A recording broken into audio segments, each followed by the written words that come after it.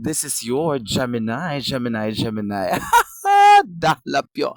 O, di ba? Nahugyaw ang mga netizens tungod lagi aning X video sa artista nga si Mark Anthony Fernandez. Dili na ni bag-o because naapay mas daghan nga susama ani nga mga X videos sa nilabay nga mga panahon.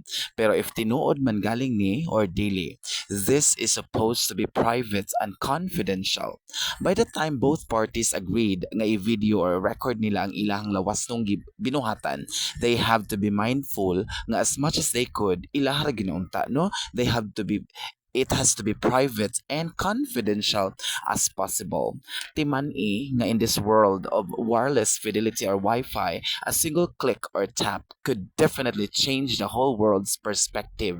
And worst, it will lead to corrupting the minds of the innocent and the helpless katong mga kabataan nga nag-open sa mga social media.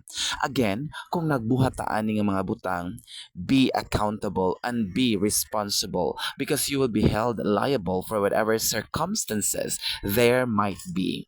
But if your intention is for publicity kay artista ka, for sure gyud, in just a click, sikat na kaayo ka. But remember, every action has an equal opposite reaction. Kung unsa imong gibuhat, magaani ra gyud ka pag-abot sa sakto nga panahon. O di ba? Pues, musikat day ta ani,